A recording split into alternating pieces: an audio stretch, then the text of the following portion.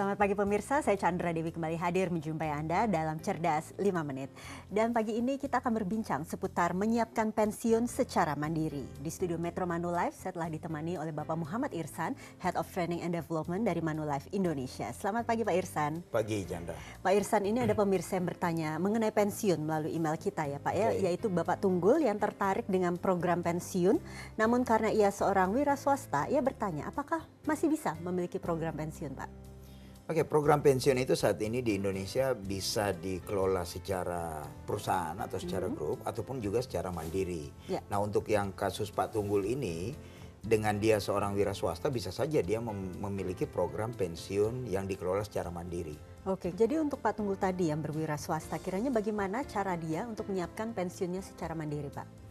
Ya, nah sekarang yang secara umum orang Indonesia tidak mempersiapkan itu adalah bagaimana mereka di masa pensiun nantinya. Ini sebetulnya yang paling mendasar.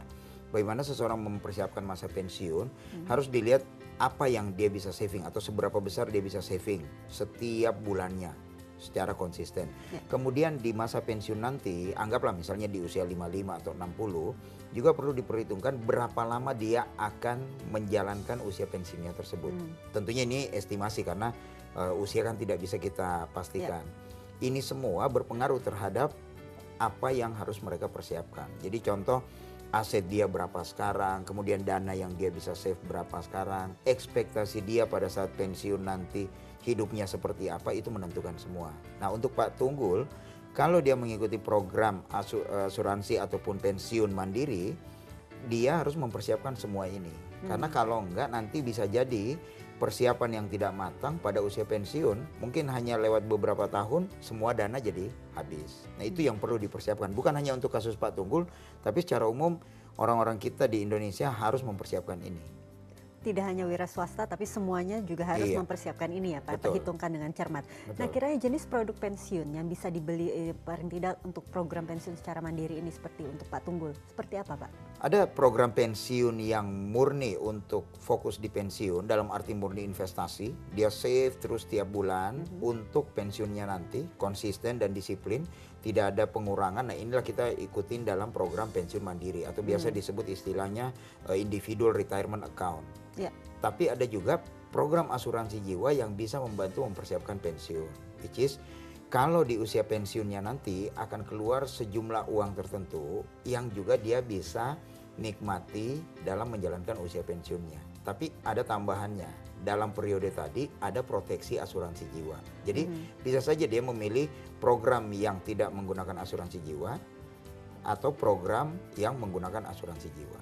Oke, kalau pertanyaan kemudian di mana Pak Tunggul bisa mendapatkan produk-produk pensiun secara mandiri ini? Di mana saja Pak? Nah, produk-produk pensiun secara mandiri, baik itu yang menggunakan asuransi jiwa ataupun yang murni investasi, itu bisa didiskusikan dengan tenaga pemasar dari perusahaan asuransi jiwa atau perusahaan pengelola dana pensiun.